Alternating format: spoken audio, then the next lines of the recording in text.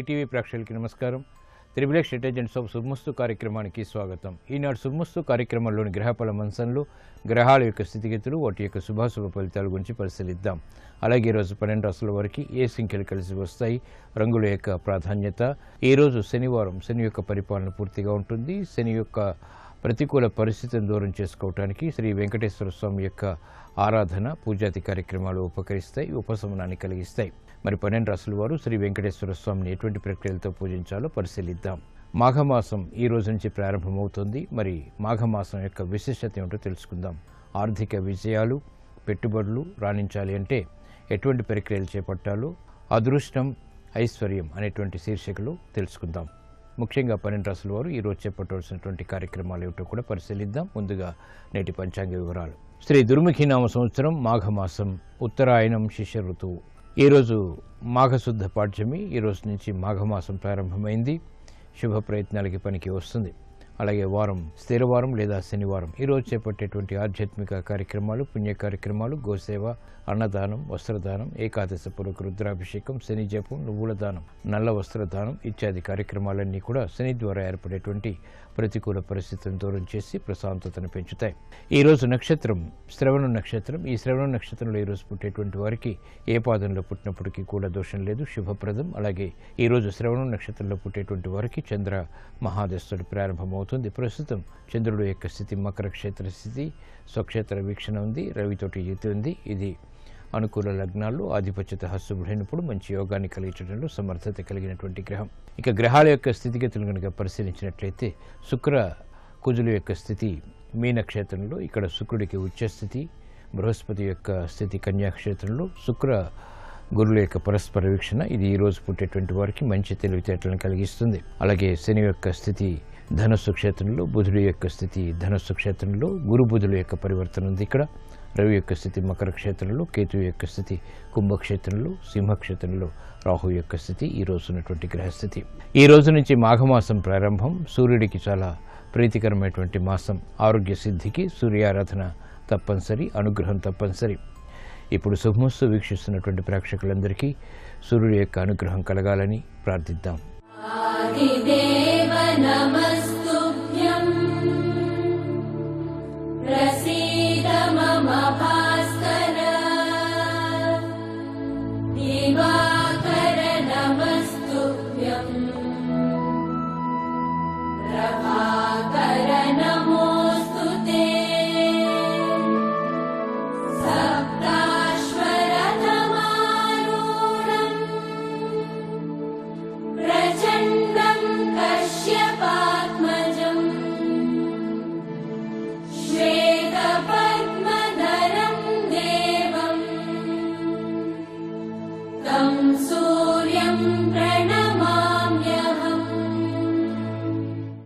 ఇప్పుడు 12 రాశుల వారికి ఏర్పడేటువంటి శుభాశుభ ఫలితాలను పరిశీలిద్దాం. ముందుగా మేషరాశి. ఈరోజు మేషరాశి వారిని పరిశీలించినట్లయితే చేపట్టేటువంటి కార్యక్రమాల్లో అలసత్వం ఉంటుంది. వ్యవహారాల్లో ఏర్పడినటువంటి ప్రతికూల పరిస్థితుల్ని క్రమక్రమంగా దూరం చేసుకోగలుగుతారు. అభివృద్ధి కార్యక్రమాల్లో ఆటంకాలను కూడా చవిచూస్తారు. గృహ సంబంధిత కార్యక్రమాల్లో ఆశించినటువంటి ప్రయోజనాలు లభిస్తాయి. నూతన కార్యక్రమాలని వృత్తిపరంగా చేపట్టగలుగుతారు. అదృష్ట సంఘటనలు గృహరీత్యా ఉన్నప్పటికీ అనుభవంలో వాటిని వెంటనే పొందలేకపోతారు. అలసత్వం పెరుగుతుంది, శ్రమ అధికమవుతుంది. పారిశ్రామిక రంగం వారికి మెరుగైనటువంటి అవకాశాలు ఆర్థికంగా లభించినప్పటికీ వెంటనే వాటి యొక్క ఫలితాలను పొందలేకపోతారు. వ్యాపార రంగం వారు ఆచితూచి ఆర్థిక వ్యవహారాల్లో వ్యవహరించాలి. ఈ రోజు మీ అదృష్ట సంఖ్య 8. నీలపు వర్ణం మేలును కలిగిస్తుంది. శనివారం సందర్భంగా ఈరోజు మేషరాశి వారు శ్రీ వెంకటేశ్వర స్వామిని తులసి దళాలతో భక్తి శ్రద్ధలతో పూజించడం ద్వారా వేధిస్తున్నటువంటి సమస్యలకు పరిష్కారాలు లభిస్తాయి. ఆరోగ్య పరీక్షలు ఈరోజు మీకు మేలును కలిగిస్తాయి. ఈ రోజు వృషభ రాశి వారిని పరిశీలించినట్లయితే శ్రమ అధికమవుతుంది. చేపట్టినటువంటి కార్యక్రమాల్ని పదే పదే చేయవలసినటువంటి ఆవశ్యకత ఉంటుంది. బాధ్యతల్ని సక్రమంగా నిర్వహించగలుగుతారు. అయినప్పటికీ ఆందోళనకర పరిస్థితులు కూడా వెనంటి ఉంటాయి. పిల్లల విషయంలో అభివృద్ధి గోచరిస్తుంది, ఆనందాన్ని కలిగిస్తుంది. గృహ సంబంధిత కార్యక్రమాల్లో నైపుణ్యాన్ని ప్రదర్శించగలుగుతారు. విదేశీ సంబంధిత లావాదేవీలు కలిసి వస్తాయి. కోర్టు సంబంధిత వ్యవహారాల్లో కూడా విజయాలు సాధించగలుగుతారు. న్యాయవాద వృత్తి వారికి అనుకూల పరిస్థితులు ఆనందాన్ని పెంచుతాయి, వృత్తిలో బలాన్ని పెంచుతాయి.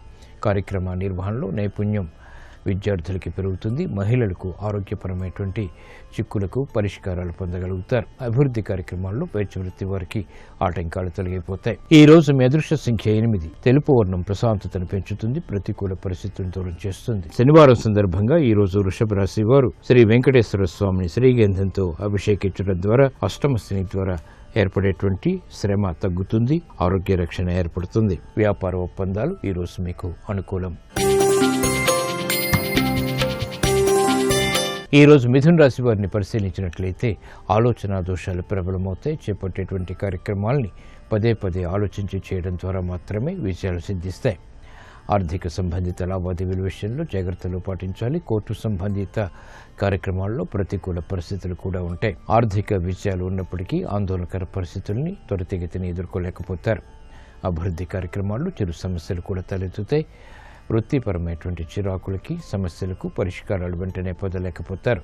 శ్రమ అధికమవుతుంది. ఆధిక్యతతో కూడినటువంటి కార్యక్రమాల ద్వారా రాజకీయ రంగం వారికి ప్రతికూల పరిస్థితులు తారసపడతాయి. నూతన కార్యక్రమాలు గృహరీత్యా మహిళలు వెంటనే ప్రారంభించలేకపోతారు.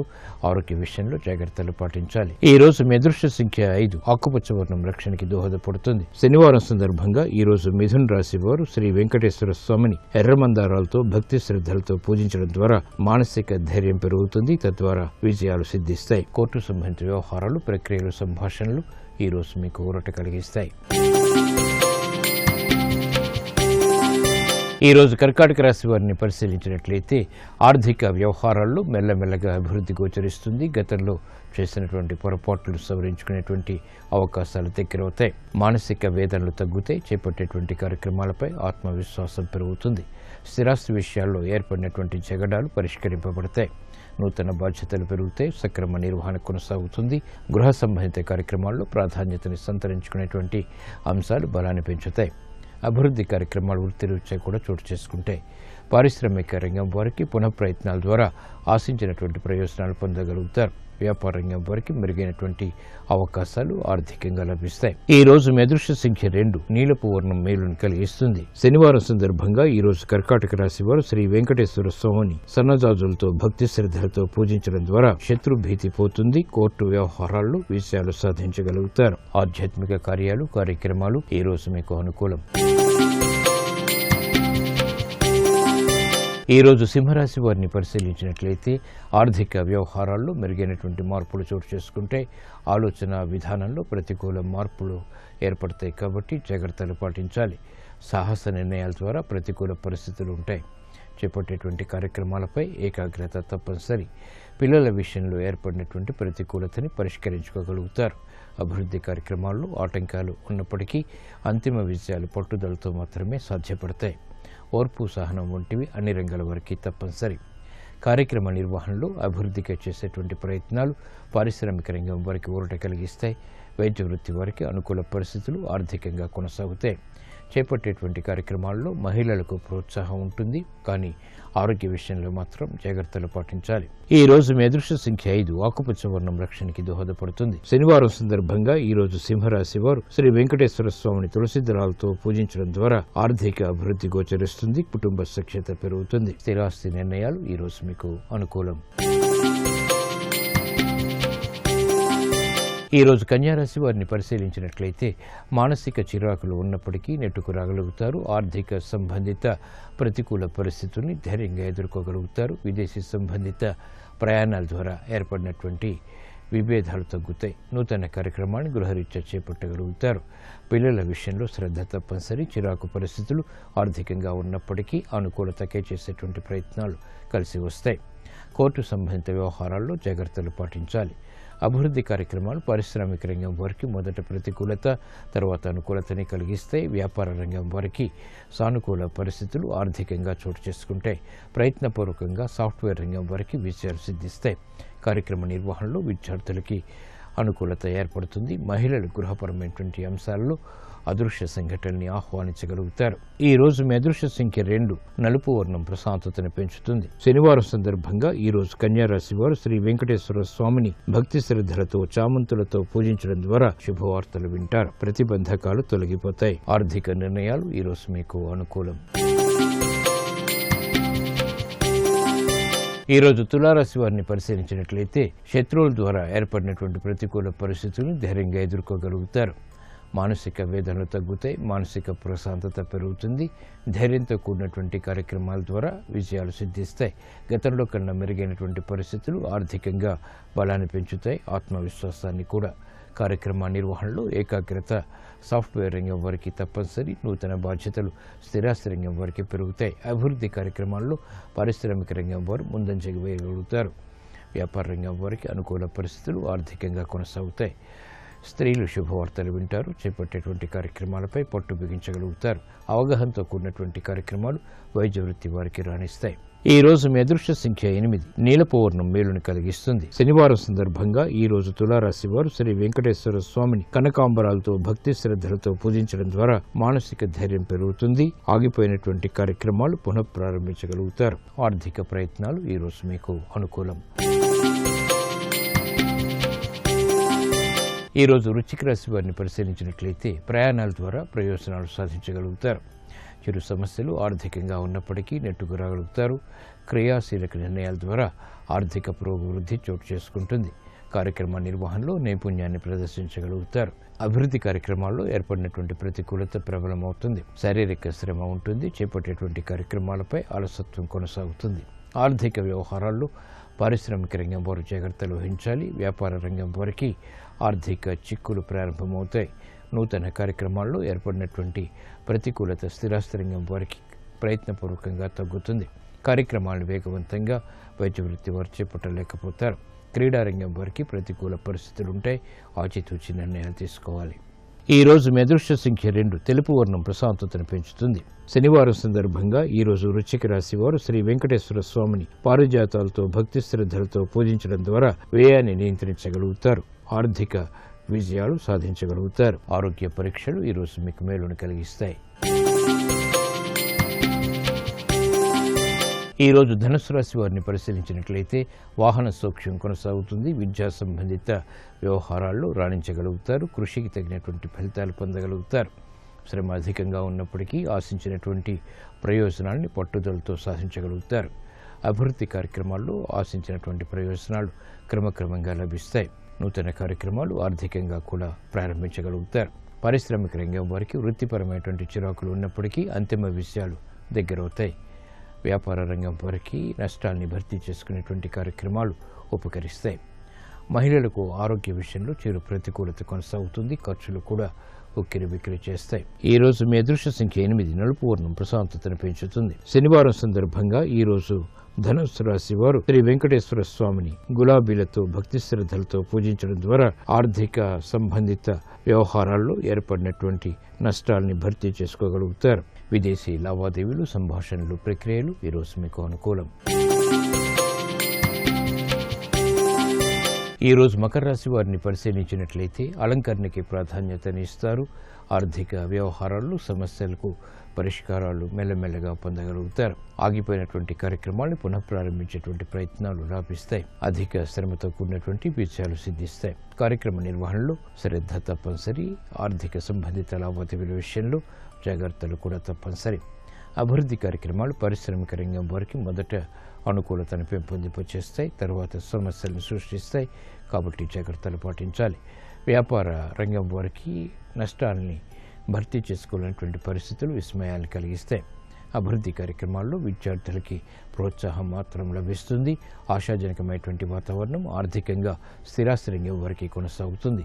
ఈ రోజు మీ అదృష్ట సంఖ్య 8, ఆకుపచ్చ వర్ణం రక్షణకి దోహదపడుతుంది. శనివారం సందర్భంగా ఈ రోజు మకర రాశి వారు శ్రీ వెంకటేశ్వర స్వామిని పారిజాతాలతో భక్తి శ్రద్ధలతో పూజించడం ద్వారా శుభ పరిణామాలు గృహంలో చోటు చేసుకుంటాయి. వ్యాపార ఒప్పందాలు ఈ రోజు మీకు అనుకూలం. ఈరోజు కుంభరాశి వారిని పరిశీలించినట్లయితే ఆర్థిక వ్యవహారాల్లో మెరుగైనటువంటి మార్పులు చోటు చేసుకుంటే సంభాషణల విషయంలో జాగ్రత్తలు వహించాలి. అవమానకర సంఘటనని దూరం చేసుకోగలుగుతారు. అయినప్పటికీ ఆందోళన వెన్నంటి ఉంటుంది. పిల్లల విషయంలో శ్రద్ధ తప్పనిసరి. కుటుంబ వ్యవహారాల్లో ఏర్పడినటువంటి ప్రతికూలత ప్రబలమవుతుంది. ఆర్థిక సంబంధిత లావాదేవీల విషయంలో పారిశ్రామిక రంగం వారికి సమస్యలు తలెత్తుతాయి. వ్యాపార రంగం వారికి ఆర్థిక పరమైనటువంటి ఆంక్షల ద్వారా ఏర్పడినటువంటి ప్రతికూలత ప్రబలమవుతుంది. నూతన కార్యక్రమాన్ని గృహరీత్యా మహిళలు ప్రారంభించగలుగుతారు. అభివృద్ధి కార్యక్రమాల్లో ఏర్పడినటువంటి విభేదాలు దూరం చేసుకునేటువంటి ప్రయత్నాలు కూడా కలిసి వస్తాయి. ఈ రోజు మీ అదృష్ట సంఖ్య 6. పసుపు వర్ణం త్వరితగతిన శుభాన్ని కలిగిస్తుంది. శనివారం సందర్భంగా ఈ రోజు కుంభరాశి వారు శ్రీ వెంకటేశ్వర స్వామిని తులసి దళాలతో భక్తి శ్రద్ధలతో పూజించడం ద్వారా లాభస్థని ద్వారా ఆర్థిక విజయాలు సాధించగలుగుతారు. కుటుంబ ప్రశాంతత పెరుగుతుంది. ఆధ్యాత్మిక కార్యక్రమాలు ఈ రోజు మీకు లాభిస్తాయి. ఈ రోజు మీనరాశి వారిని పరిశీలించినట్లయితే శోభతో కూడినటువంటి కార్యక్రమ నిర్వహణ, తద్వారా ఆనందకర పరిస్థితుల్ని ఆస్వాదించగలుగుతారు. గృహ సంబంధిత కార్యక్రమాల్లో మెరుగైనటువంటి అనుకూల మార్పులు ఆనందాన్ని పెంచుతాయి. పిల్లల అభివృద్ధి ఆనందాన్ని కలిగిస్తుంది. చేపట్టేటువంటి కార్యక్రమాలపై ఏకాగ్రత పెరుగుతుంది. ఉద్యోగ సంబంధిత కార్యక్రమాల్లో ఉన్నతికై చేసేటువంటి ప్రయత్నాలు లాభిస్తాయి. ఆరోగ్యం క్షేమం. చేపట్టేటువంటి కార్యక్రమాలు పారిశ్రామిక రంగం వారికి ఆలోచన సంపత్తిని పెంపొందింపచేస్తాయి. ఆర్థిక పుష్టిని కూడా కలిగిస్తాయి. వ్యాపార రంగం వారికి అనుకూల పరిస్థితులు వెన్నంటి ఉంటాయి. కార్యక్రమ నిర్వహణలో నైపుణ్యం స్థిరాస్తి రంగం వారికి పెరుగుతుంది. ఆదాయం కూడా పెరుగుతుంది. ఈ రోజు మీ అదృష్ట సంఖ్య 5. ఆకుపచ్చ వర్ణం రక్షణకి దోహదపడుతుంది. శనివారం సందర్భంగా ఈ రోజు మీనరాశి వారు శ్రీ వెంకటేశ్వర స్వామిని సన్నజాజులతో భక్తి శ్రద్ధలతో పూజించడం ద్వారా ఆర్థిక విజయాలు దగ్గరవుతాయి. సంతోష వార్తలు వింటారు. విదేశీ లావాదేవీలు, సంభాషణలు, ప్రక్రియలు ఈ రోజు మీకు అనుకూలం.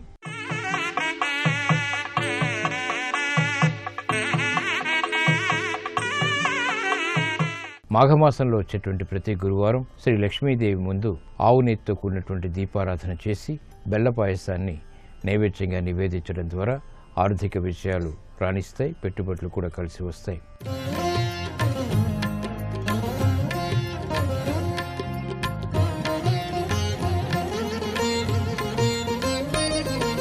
ఈ రోజు నుంచి మాఘమాసం ప్రారంభం. మాఘమాసంలో సూర్యారాధన ఉత్తమ ఫలితాలు కలిగిస్తుంది. సూర్యారాధన యొక్క ప్రత్యేకత ఏమిటి, అలాగే మాఘమాసం యొక్క విశిష్టత ఏమిటో పరిశీలిద్దాం. ఈ రోజు నుంచి మాఘమాసం ప్రారంభమవుతోంది. శిశిర ఋతువులో తొలి మాసం మాఘం. వసంత ఋతువుకు ప్రారంభ లక్షణాలు మాఘమాసంలో ప్రకటితమవుతాయి. విద్యాప్రదాయిని అయిన సరస్వతి మాత జయంతిని మాఘశుద్ధ పంచమి నాడు శ్రీ పంచమిగా జరుపుకుంటాం. మాఘమాసం ముఖ్యంగా ఆరోగ్య ప్రధానమైన మాసం. ఈ మాసంలో వచ్చే పండుగలన్నీ ఆరోగ్య సూత్రాలపై ఆధారపడి ఉంటాయి. ఆరోగ్య ప్రదాత అయినటువంటి సూర్యుడు మాఘశుద్ధ సప్తమి నాడు జన్మించాడు. దీన్నే రథసప్తమిగా వ్యవహరిస్తాం. దక్షిణాయనంలో నేల కొరిగిన దేవతాప్రియమైనటువంటి ఉత్తరాయణం వరకు భీష్ముడు ప్రాణాలు నిలుపుకుంటాడు. మాఘశుద్ధ ఏకాదశి నాడు భీష్ముడు నిర్యాణం చెందాడు. అదే భీష్మ ఏకాదశి. వాస్తుశిల్పి, సాంకేతిక విద్యకు ఆద్యుడు అయినటువంటి విశ్వకర్మ జయంతిని మాఘశుద్ధ త్రయోదశి నాడు నిర్వహిస్తాం. మాఘ పౌర్ణమి నాడు చేసేటువంటి సముద్ర నదీ స్నానం విశేష ఫలితాన్ని అందిస్తుంది. దీన్నే మహామాఘి అంటాం. మాఘ బహుళ చతుర్దశి మహాశివరాత్రి. జగత్ కళ్యాణం కోసం పరమేశ్వరుడు హాలాహలాన్ని స్వీకరించి సకల సృష్టికి మంగళాన్ని చేకూర్చాడు. ఇలా ఎన్నో విశేషాల సమాహారం మాఘం.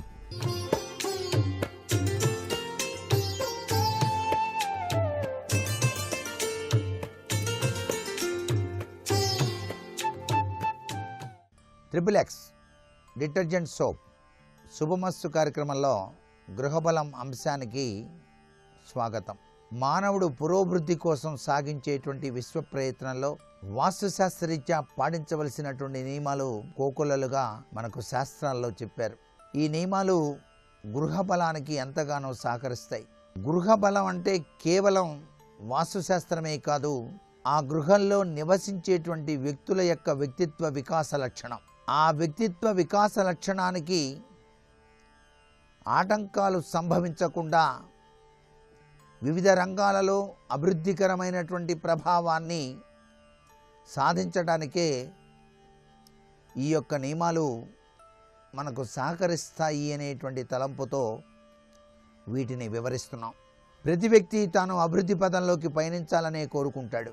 తాను వెళ్ళే చోట పనులు అవ్వాలని, విజయాన్ని సాధించాలని చెప్పేసి భావన చేస్తుంటాడు. తాను అనుకున్న పని విజయసిద్ధిని సాధించడానికి ఇంటి నుంచి బయటికి వెళ్ళేటప్పుడు ఎరుపు రంగు కలిగినటువంటి గురువింద గింజ గడప పైన ఉంచి మొట్టమొదటిసారిగా బయట కాలు పెట్టేటప్పుడు కుడికాలుతో బయట పెట్టాలి. అలా కుడికాలుతో బయట పెట్టి వినాయకుడిని తలుచుకొని వినాయక అవిఘ్నమస్తు అంటూ గనక బయలుదేరినట్లయితే కార్యసిద్ధి సాఫల్యత సిద్ధింపజేసుకోవడానికి ఆస్కారం ఉంటుంది.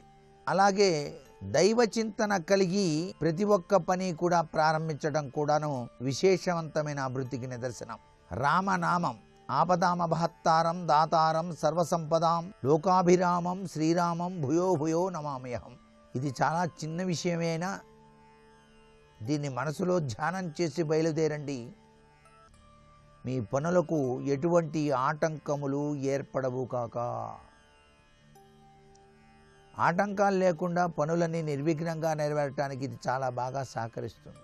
మీరు దుకాణం లేక ఇంటి దగ్గర చాలా బాగా కష్టపడుతున్నారు కానీ ఫలితం మాత్రం రావటం లేదు. మచ్చలు లేని పచ్చని పసుపు వన్నె కలిగినటువంటి నిమ్మకాయ తీసుకొని మీ దుకాణానికి ప్రతి గురువారం కూడాను కట్టండి. అలా గనక కట్టినట్లయితే పురోభివృద్ధి కలుగుతుంది మీ వ్యాపారం. అసలు ఇళ్లల్లో కూడానండి మీరు పూజ చేసుకునేటప్పుడు 5 నిమ్మకాయలు ప్రతి గురువారం కానీ ఆదివారం కానీ పూజా మందిరంలో ఉంచి వాటిపైన పసుపు కుంకుమ చల్లి నమస్కారం చేసి పూజ అయిన తరువాత హారతి ఇస్తారు కదా, ఆ హారతి ఇచ్చినప్పుడు హారతిని కింద పెట్టి నమస్కారం చేయండి. అలా నమస్కారం చేసిన తర్వాతనే ఆ నిమ్మకాయలు తీసి మీ ఇంటి ముఖద్వారానికి కట్టండి. మీ ఇంటి పైన ప్రసరించేటువంటి దిష్టిదోష ప్రభావాలు పటాపంచలైపోతాయి. ఇది చాలా గొప్ప విశేషం. అలాగే ఎప్పుడు ఇంట్లో కలహ వాతావరణం ఉన్నదనుకోండి, సూర్యాస్తమయ సమయానికి పాలల్లో 2 తేనె చుక్కలు వేసి మీ ఇంటి గడప పైన ఆ పాల చుక్కను వేయండి అటు ఇటు సింహద్వారానికి. మీ ఇంట్లో జరిగే కలహతత్వం పటాపంచలైపోతుంది. వాతావరణం శాంతియుతంగా మారుతుంది. ఆలోచించి నిర్ణయం తీసుకుందాం, దీనికోసం పెద్ద గొడవలు ఎందుకు అనేటువంటి భావనా పరంపర వస్తుంది. అంటే ఆలోచన సాత్వికంగా మారుతుంది, కోపదారీతత్వం అణగిపోతుంది అని చెప్పేసి మనకు శాస్త్రం. అందుచేత లయకారుడికి నమస్కృతాంజలి గడించాలి మనం సాయం సంధ్యా సమయంలో. ప్రతినిత్యం కనుక ఎవరైతే సాయం సంధ్యా సమయంలో పరమేశ్వరుడు నాట్యం చేస్తూ ఉంటాడట కైలాసగిరిలో, అప్పుడు హరహర మహాదేవ్ అనుకుంటే చాలండి, ఈ జీవితం ధన్యమైనట్టే. సంధ్యాదీపం నమోస్తుతే అంటూ సంధ్య దీపం వెలిగించాలి, హరహర మహాదేవ అనుకోవాలి. ఇది చాలా విశిష్టవంతమైనటువంటి ప్రభావం. మరికొన్ని ముఖ్య విషయాలు రేపటి శుభమస్తు కార్యక్రమంలో తెలుసుకుందామా మరి. సర్వే జనా సుఖినో భవంతు.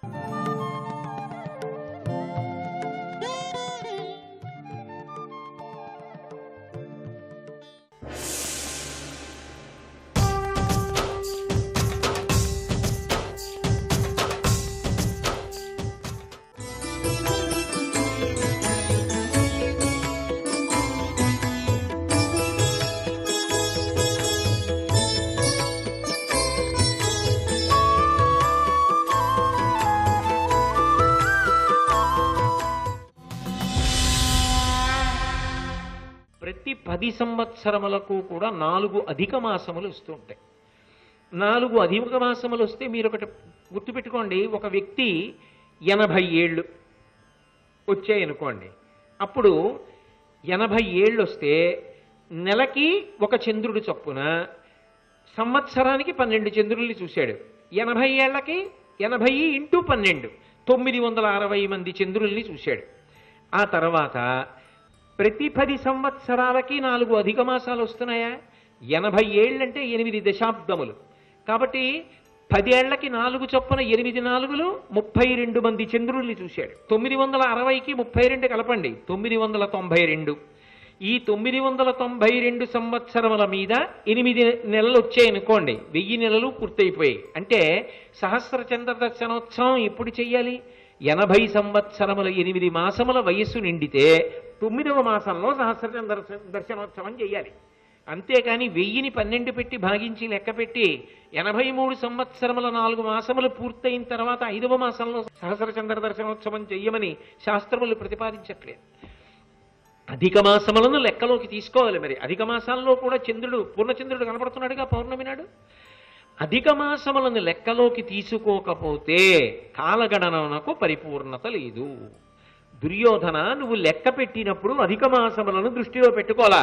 అధిక మాసములను కూడా దృష్టిలో పెట్టుకుంటే నిన్నటితో వాళ్ళ అజ్ఞాతవాస అరణ్యవాసములు పూర్తయిపోయాయి కాబట్టి అర్జునుడు యుద్ధానికి వస్తున్నాడు. కాబట్టి వాళ్ళు ధర్మదోషం చేశారని, వాళ్ళు కాల సిద్ధాంతమునకు పెట్టిన నియతిని ఉల్లంఘించారని అనడానికి ప్రమాణము లేదు. కాబట్టి వాళ్ళు చేసినది పరమసత్యమే. అర్జునుడు వస్తే కనపడితే వాళ్ళు మళ్ళీ అరణ్యవాస అజ్ఞాతవాసములు చేయవలసిన అవసరము లేదు అని సిద్ధాంతీకరించినటువంటి శాస్త్రవేత్త, శాస్త్రమునందు అంత నిష్ట కలిగినటువంటి వాడు భీష్మాచార్యుడు.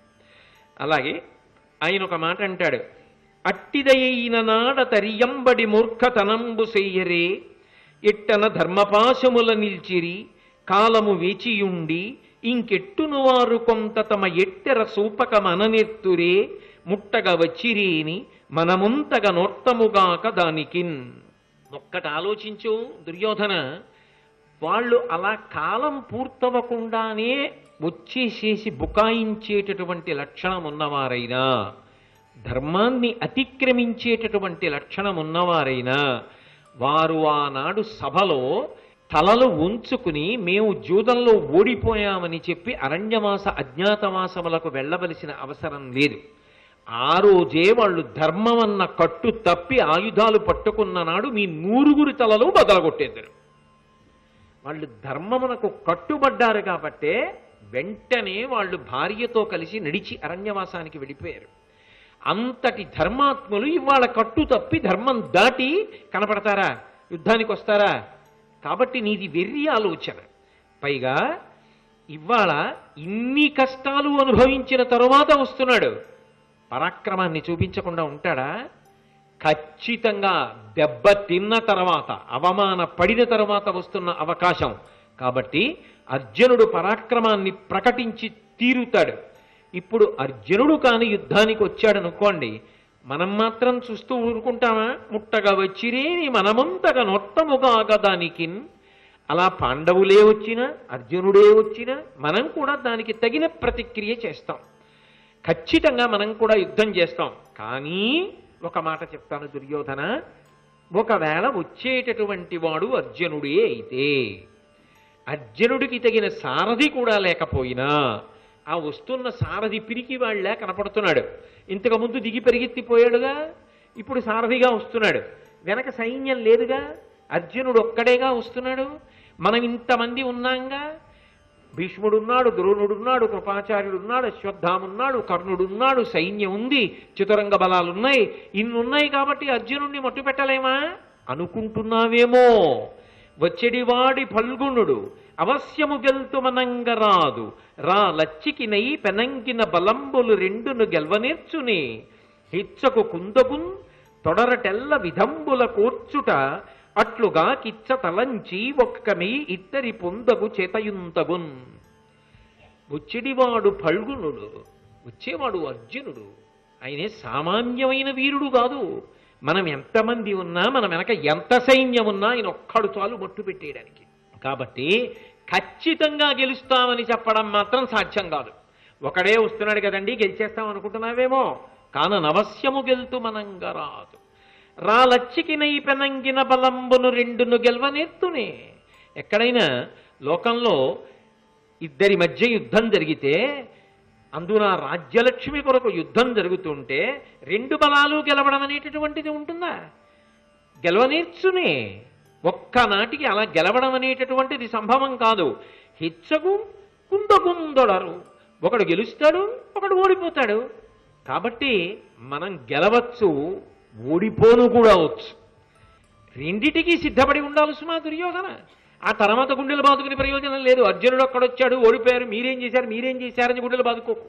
ఆ తర్వాత వచ్చి భీష్ముడి మీద పడతాడు, ద్రోణుడి మీద పడతాడు, మీరేం చేశారని. అందుకని ముందే చెప్తున్నాడు, ఆయనతో యుద్ధం చేయడం ఎవరికీ సాధ్యం కాదు, అంత తేలిక కాదు. నువ్వు వాళ్ళతో వైరం పెట్టుకున్నవాడివి, ఇప్పుడు నువ్వేం చేశావు అంటే కుదరదు.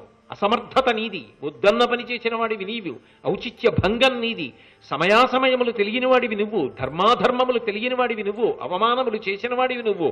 కాబట్టి ఇడుములు పడవలసి వస్తే దానికి కూడా సిద్ధపడు, ఓడిపోవలసి వస్తే సిద్ధపడు, గెలవవలసి వస్తే నీ అదృష్టం, అది జరగవచ్చు. ఓడిపోతామని నేను అనను, కానీ గెలుస్తామని మాత్రం ఖచ్చితంగా చెప్పలేను. కాబట్టి రెండిటికీ మాత్రం సిద్ధంగా ఉండు. అయితే ఈ రెండూ కాకుండా ఇంకేమైనా ఉంటుందా? గెలవడం ఓడడం అన్నది కాకుండా ఇంకేమైనా ఉండే అవకాశం ఉందా అంటే ఎప్పుడూ ఉంది. సంధి చేసుకో, ఇప్పుడైనా చేసుకో. అంటే నీ చేసుకుంటే వాళ్ళు ఒప్పుకుంటారా? ఇన్ని అవమానాలు పడ్డాక అంటావేమో, వాళ్ళు ధర్మాత్ములు అందుకు ఒప్పుకుంటారు. ఇప్పటికైనా సంధి చేసుకో. అందుకని ఇచ్చదలంచి ఒక్కమై నిత్తరి పొందగు చెతయుంతగున్. ఇప్పటికైనా నువ్వు బుద్ధి మార్చుకుంటే, అర్జునుడు వచ్చిన తర్వాత ధర్మరాజుని పిలిచి సంధి చేసుకుని వాళ్ళకి ఇవ్వవలసిన అర్ధరాజ్యం ఇచ్చి వాళ్ళతో బంధుత్వాన్ని నిరపగలిగితే రెండు పక్షముల వారు సంతోషంగా కాలం గడపవచ్చు. నీ ఇష్టం, ఏం చేద్దామంటావు? ఒక్కనాటికి ఇవ్వను రాజ్యం, యుద్ధమే చేద్దాం. అలా మారితే ఇంకేం దుర్యోధనుడు. కాబట్టి యుద్ధం చేయడానికే ఇష్టపడ్డాడు. ఆ యుద్ధం జరిగినప్పుడు చాలాసేపు యుద్ధం జరిగింది. సారథి అయినటువంటి ఉత్తర కుమారుడు అన్నాడు, నాకు ఈ యుద్ధం చూస్తే భయం వేస్తోంది. ఈ అస్త్రాలు ఏమిటి, ఈ ప్రయోగాలు ఏమిటి, ఈ వీరులు ఏమిటి, పతాకాలు ఏమిటి, రథాలు ఏమిటి, సైన్యం ఏమిటి, యుద్ధం ఏమిటి, ఎంతసేపు నేను ఇలా సారథ్యం చేయాలి? యుద్ధం చేసేవాడు చేస్తున్నాడు అలసట లేకుండా, సారథ్యం చేసేవాడు బడలిపోతున్నాడు. కాబట్టి దీన్ని ఇప్పటికైనా ఆగిపోయేటటువంటి విధానం ఆలోచించమని అడిగాడు. వెంటనే దుర్యోధనుడితో యుద్ధం అయిపోయిన తరువాత అర్జునుడు సమ్మోహనాస్త్రాన్ని ప్రయోగించాడు. అది ఇంద్రదత్తం. ఆ సమ్మోహనాస్త్రాన్ని ప్రయోగించాడు. ఇంద్రుడు అధిదేవతగా కలిగినటువంటి అస్త్రం అది. దాన్ని ప్రయోగించగానే అందరూ కూడా చేతిలో ఉన్నటువంటి ఆయుధములను జార విడిచేసుకున్నారు కౌరవులు. అందరి శరీరాలు పక్కకి వాలిపోయి, తలలు ఉన్నవి ఉన్నట్టుగా సోలిపోయి, మెడలు ఇలా నిలబడిన మెడలన్నీ ఇలా పక్కలకి పడిపోయి విరిగిపోయినట్టుగా ఉరిగిపోయి, స్పృహ తప్పిపోయినంతగా నిద్ర వచ్చేసి అపారమైనటువంటి నిద్రకి లోనైపోయి జారి ఎక్కడి వాళ్ళు అక్కడే పడిపోయారు. రథాల్లో ఉన్నవాళ్ళు రథాల మీద, భూమి మీద ఉన్నవాళ్ళు భూమి మీద, ఎక్కడ ఉన్న వాళ్ళు అక్కడ పడిపోయారు. దానికి విరుగుడేది అంటే ప్రజ్ఞాస్త్రం. అది తెలుసున్నవాడు ఎవరంటే ఒక్క భీష్మాచార్యుడు. ఆయన కూడా రథంలోనే ఉన్నాడు. బయలుదేరుతున్నప్పుడు ఉత్తర కుమారుడు ఏదో ప్రగల్భాలు పలికితే ఆవిడంది, అన్నయ్య బొమ్మ పొత్తిళ్ళు తెచ్చిపెట్టన్నయ్యా అంది. బొమ్మలు ఆడుకుంటున్నప్పుడు కౌరవులు పెట్టుకునే తలపాగల యొక్క కుచ్చులు బాగుంటాయంటారు, అవి కోసి తెచ్చిపెట్టన్నయ్యా అంది. అప్పటికే ఉత్తరుడు హడిలిపోతున్నాడు కదా. సమ్మోహనాస్త్ర ప్రభావానికి శత్రు సైన్యం అంతా కూడా నిద్రాణమైపోయింది. ఇప్పుడు అర్జునుడు పిలిచి అన్నాడు, ఈ అస్త్రము యొక్క ప్రభావము నుంచి వీరు మేల్కొనడానికి కొంత సమయం పడుతుంది. కాబట్టి రంగురంగుల బొమ్మ పొత్తిళ్ళు పట్టుకెడితే బాగుంటుంది కదా. అందుకని నేను కొంతమందివి చెప్తాను, వెళ్ళి కోసి తీసుకురాదు. అందరూ పెట్టుకునేవి కావు, అందరూ పెట్టుకోరు. తలపాకలకి అలా కుచ్చులు ఉండేటట్టుగా పెట్టుకునేవి కొంతమంది వీరుల స్థాయిని బట్టి పెట్టుకుంటారు. దుర్యోధనుడు అశ్వత్థామల యొక్క తలపాకలు నల్లటివి కట్టుకుంటారు. కర్ణుడు పసుపచ్చటిది కట్టుకుంటాడు. ద్రోణాచార్యుల వారు, కృపాచార్యుల వారు తెల్లటివి కట్టుకుంటారు. భీష్ముడు కట్టుకుంటాడు. నీకు రంగు అనవసరం, ఆయన దగ్గరికి వెళ్ళి ఆయన తలపాగ మాత్రం ముట్టుకోకు అని. ఎందుకో తెలుసా? కన్ను మూసినట్టున్నాడు కానీ ఆయన ఈ అస్త్రమునకు వశపడడం. ఆయన ఒక్కడే తట్టుకు నిలబడతాడు. కాబట్టి ఆయన జోలికి వెళ్ళకు, మిగిలిన వాళ్ళవి కోసి తెచ్చుకో. గబగబా ఉత్తర కుమారుడు వెళ్ళాడు, కోశాడు, తెచ్చాడు. తెచ్చి బయలుదేరుతున్నాడు అర్జునుడు. అందరూ పడిపోయి ఉన్నారుగా. భీష్ముడు అర్జునుడిని కదలకుండా చేయడం కోసమని లేచి బాణప్రయోగం చేశాడు. బాణవర్షం కురిపించాడు. అర్జునుడు తట్టుకుని భీష్ముని యొక్క రథం కదలకుండా చెయ్యాలని గుర్రాల్ని, సారథిని, భీష్ముణ్ణి బాణ పరంపరల చేత నొప్పించి కదలకుండా చేసి తాను ఆ శత్రు సైన్యం మధ్యలోంచి దారి చేసుకుని వెళ్ళిపోయాడు.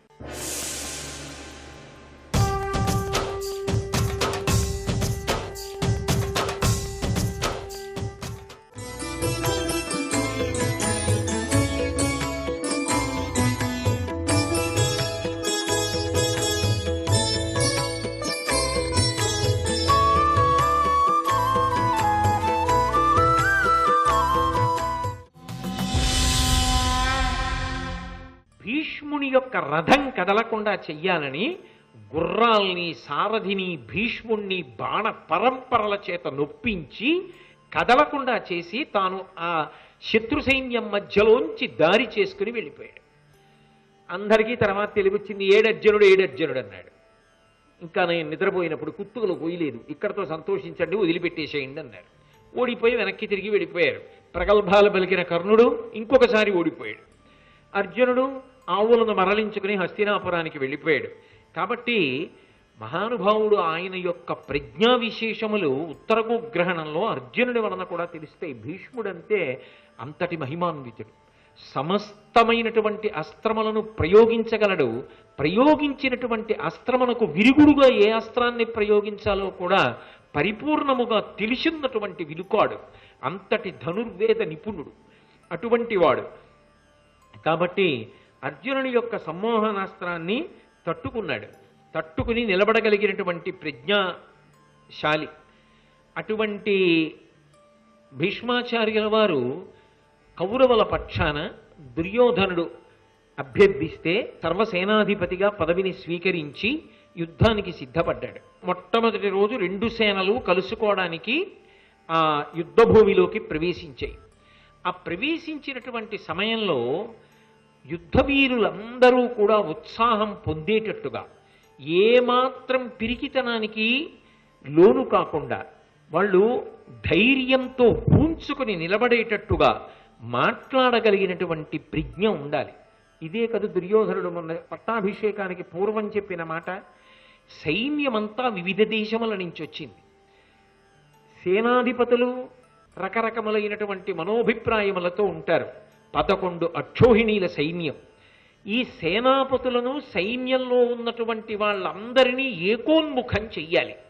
అందరూ ఒక్కలా యుద్ధం చేసేటట్టుగా, అందరి మనసులు ఒక్క విషయం మీదే నిలబడేటట్టుగా, అందరూ ముందు యుద్ధానికి బయలుదేరడం అంటే పరమోత్సాహంగా బయలుదేరాలి. ఎందుకని? అందరి భయం ఒక్కటే. అవతల వైపు భీముడున్నాడు, అవతల వైపు అర్జునుడున్నాడు, ధర్మరాజున్నాడు, కృష్ణ భగవానుడున్నాడు, నకుల సహదేవులున్నారు, దృష్టజ్యుమ్నుడున్నాడు, ఇంతమంది మహావీరులు ఉన్నారు. కాబట్టి ఎవరి భయాలు వాళ్ళకు ఉంటాయి. ఈ భయం లేకుండా పరమోత్సాహంగా తమ శక్తియుక్తులను ఒడ్డి ముందు యుద్ధం చెయ్యాలి. అందులో యుద్ధం అంటే అది ఏమైనా ఓ చిన్న పని చేసి వెళ్ళిపోవడం అండి. అయా 10 చెట్లు పాతండి అంటే తనకి ఓపిక 5 చెట్లే పాతగలిగినదైనా ఏదో పెద్ద ఆయన చెప్పారు బాగున్నదని ఓపిక చేసుకుని 10 చెట్లు పాతాడు. యుద్ధానికి వెళ్ళిన తరువాతకి తిరిగి వస్తాడని నమ్మకమే ఉండదు. కాబట్టి కానీ ఆ యుద్ధం చేసేటప్పుడు మాత్రం పరమోత్సాహంతో చేయగలగాలి. ఇక్కడ పడిపోయినా పర్వాలేదు, నా జన్మకది చాలన్న తృప్తితో, ఆ సంతోషంతో చెయ్యాలి. దానికి తగినట్టు మాట్లాడగలగాలి. యుద్ధభూమి యందు సర్వసైనాధిపతికి అది ఉండవలసిన లక్షణం. ఆ దేశభక్తిని పురికొల్పాలి. తాను ఎటువైపు యుద్ధం చేయిస్తున్నాడో అటువైపు సైనికులు నిలబడగలిగినటువంటి ప్రజ్ఞాపాఠములను వారి యందు పెంచాలి. అందుకే కదూ కొన్నిటిని చూసేటప్పటికి ఆనందం వస్తుంది. భీష్మాచార్యుల వారు ఏదో పదండి యుద్ధానికని శంఖాన్ని మోగించడం, భేరీలు మోగించడం, మృదంగాలు మోగించడం కాదు.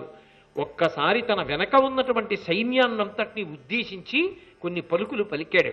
ఆరయ వివృత స్వర్గద్వారము రాజులకు ఆహవంబందు మహోదారుల తొల్లియునరిగిరి మీరీ మార్గమున నడవ మెయ్యుకొనుటొప్పున్. వాళ్ళలో సంతోషాన్ని నింపుతున్నాడు, ఉత్సాహాన్ని నింపుతున్నాడు. ఆరయ వివృత స్వర్గద్వారము రాజులకు ఆహవంబు. రాజులైన వాళ్ళందరికీ కూడా స్వర్గమునకు చేరుకోవడానికి ద్వారం ఏదో తెలుసా? ఈ యుద్ధభూమి. యుద్ధం చేసి ఇక్కడ పడిపోయిన వాడు స్వర్గద్వారమునందు ప్రవేశించి స్వర్గాన్ని చేరుకుంటాడు. కాబట్టి ఇంకింతకన్నా రాజై పుట్టిన వాడికి అదృష్టం ఏముంటుంది? కాబట్టి విజయమో వీరస్వర్గమో. తిరిగి వస్తే విజయ నినాదాలతో తిరిగి రావాలి, వెళ్ళిపోతే వీరస్వర్గానికి వెళ్ళిపోవాలి. యుద్ధభూమి అనేటటువంటిది వీరస్వర్గమును అలంకరించడానికి ద్వారము వంటిది. కాబట్టి అందు మహోదారులు తొల్లియు నరిగిరి. ఇంతకు పూర్వం ఎందరో మహారాజులు ఈ యుద్ధభూమిలోనే పడిపోయి వాళ్ళందరూ స్వర్గానికి వెళ్ళారు. మీరీ మార్గమున నడవ మెయ్యికనుటొప్పున్. మీరందరూ కూడా దేశభక్తితో దేశాన్ని కాపాడుకోవడానికి, మనం ఏ పక్షాన యుద్ధం చేస్తున్నామో ఆ పక్షాన్ని గెలిపించుకోవడానికి అంత ఉత్సాహంతో యుద్ధం చెయ్యండి. ధర్మయుద్ధం కాబట్టి, యుద్ధంలో ఎదురెదురుగుండా పడి యుద్ధం చేసుకుంటున్న యుద్ధం కాబట్టి ఆయన సేనాపతిగా సైన్యాన్ని ఉద్దేశించి చెప్పిన మాట. అలాగే ఇంటం తెగులున చచ్చుట కంటెను పాపంబులొండు కలవె నృపులకున్ పంటకలను పొలిగలనిది గంట నిధానంబు గంట గాదే మనకున్. ఒక మహారాజై పుట్టినవాడు చచ్చిపోతే యుద్ధభూమిలో తన ప్రజలని కాపాడుకోవడానికి శరీరత్యాగం చెయ్యాలి. అమాయకులైన వారిని కాపాడుకోవడం కోసం రాజు యుద్ధభూమిలో మరణిస్తాడు. అలా మరణించడం గొప్ప తప్ప జబ్బు చేసి ఇంట్లో మంచాన పట్టి ప్రభువు చనిపోతే అర్థం ఉందా? యుద్ధంలో కదా తన దేశాన్ని తన ప్రజల్ని కాపాడుకోవడానికి కదా మరణించాలి. పంట భూమిని చూసినటువంటి రైతు ఎంత సంతోషపడిపోతాడో రణభూమిని చూసినటువంటి రాజు అంత సంతోషపడిపోవాలి. కాబట్టి రణరంగం మనకి పంట చేను లాంటిది, పిన్నిధి లాంటిది. కాబట్టి ఎందుకు భయం? రాజులందరూ ఉత్సాహంతో శత్రువర్గంతో శత్రు సైన్యాన్ని ఢీకొట్టండి, ఢీకొట్టి యుద్ధం చెయ్యండి. ఏ దేశం వైపు సైనికులు యుద్ధం చేస్తున్నారో ఆ దేశమునకు సంబంధించినటువంటి భక్తిని ఆ సైనికుల యందు నింపి యుద్ధం చేయడం అనేటటువంటిది లోకంలో ఎప్పటి నుంచో ఉన్న మార్గమే కదా. కాబట్టి ఈ మాటలు చెప్పి ఆయన యుద్ధమునకు సిద్ధపడ్డాడు.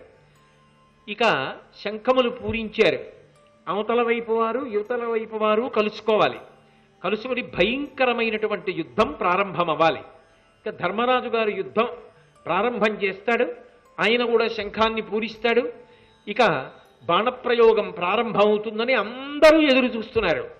ఎవ్వరూ ఊహించినటువంటి ఒక గొప్ప పరిణామము జరిగింది. సమరకౌతికి అయిన అజాతశత్రుడు ఒప్పు మిగిలిడు మైమర ఊడ్చి ఆయుధములతో కూడా తన అరదమున పెట్టి ఇలకు దిగి మౌని అయి కరంబులు మొగిడ్చి. ధర్మరాజు గారు అకస్మాత్తుగా తన కవచాన్ని విప్పేసి రథంలో పెట్టేశాడు. తాను పట్టుకున్న ఆయుధములను అక్కడ పెట్టేశాడు. 2 చేతులు అంజలి ఘటించాడు.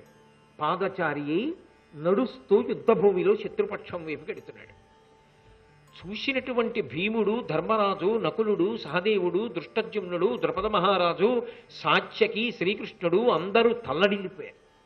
ఇదేమిటి? తీరా యుద్ధం ప్రారంభమైన తర్వాత ధర్మరాజు గారు కవచం ఇప్పేశాడు, ఆయుధాలన్నీ తీసుకెళ్లి రథంలో పెట్టేశాడు, రథం దిగిపోయాడు, 2 చేతులు జోడించాడు, నమస్కరిస్తూ ముందుకెడుతున్నాడు. ఇదేమిటని కంగారు పడిపోయి వాళ్ళందరూ రథాల్లోంచి దూకేశారు. దూకేసి పరుగున ధర్మరాజు దగ్గరికి వచ్చారు. ధర్మరాజా, ఏమైంది? ఎందుకు అలా అన్నీ వదిలిపెట్టేశావు? ఏమిటి అకస్మాత్తుగా చేతులు జోడించి శత్రుపక్షం వైపుకి వెళ్ళిపోతున్నావు? ఏమైంది నీకు? ఏ అనుమానం వచ్చింది? అసలు ఎందుకు ఎడుతున్నావు? చెప్పమని వెంటబడుతున్నారు. ఆయన మౌనం, ఏమీ మాట్లాడాల. కొన్ని చేసేటప్పుడు మౌనంగా ఉండాలి. ఒక పూజ చేస్తున్నారనుకోండి మౌనం, ఒక ప్రదక్షిణం చేస్తున్నారనుకోండి మౌనం, ఒక విషయాన్ని వింటున్నారనుకోండి మౌనం, ఒకటి బాగా చదువుకుంటున్నారనుకోండి మౌనం, అన్నం తింటున్నారనుకోండి మౌనం. అది మీరైపోవలసిన ఏదైనా కూడా మీరు మౌనంగానే ఉండాలి. అప్పుడే బాగా వంట పడుతుంది, మనసుకు పడుతుంది. కాబట్టి మౌనంగా పెడుతున్నాడు. అంటే తదేక దీక్షతో నడిచి పెడుతున్నాడు. దేని కొరకు వాళ్ళకి అర్థం కాల. శత్రుపక్షంలో ఉన్నటువంటి వీరులు ఆశ్చర్యపోయారు. ఇదేమిటి? ఇంత యుద్ధానికి వచ్చాక భయపడిపోయాడా? భీష్మద్రోణాది వీరుల్ని చూసి మనం ఎలా గెలుస్తాను లేని బెంగ పెట్టుకుని సంధి చేసుకుంటాను, లేకపోతే అడవిలికి పోతాను, యుద్ధం వద్దు అని చెప్పడానికి దిగొస్తున్నాడా? అంత పిరికితనం ఉన్నవాడు కాడే. పైగా వెనక భీమార్జునుల సహదేవులు శ్రీకృష్ణ పరమాత్మ ఉన్నారుగా, మరి ఎందుకు వస్తున్నాడు? శత్రుపక్షంలో ఉన్న రాజులకు కూడా అర్థం కాలేదు.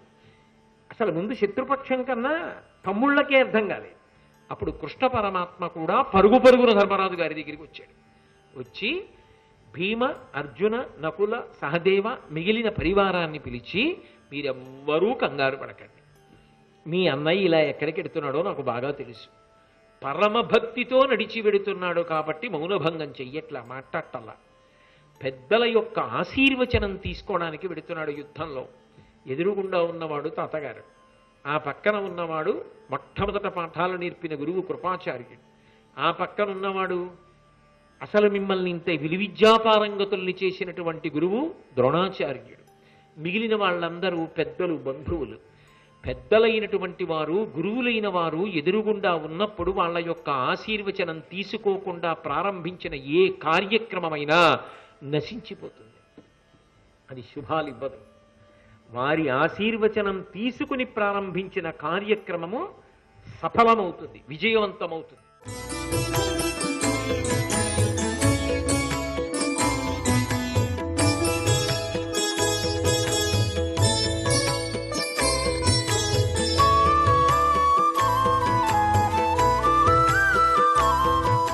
సర్వం శ్రీ ఉమామహేశ్వర పరబ్రహ్మార్పణమస్తు.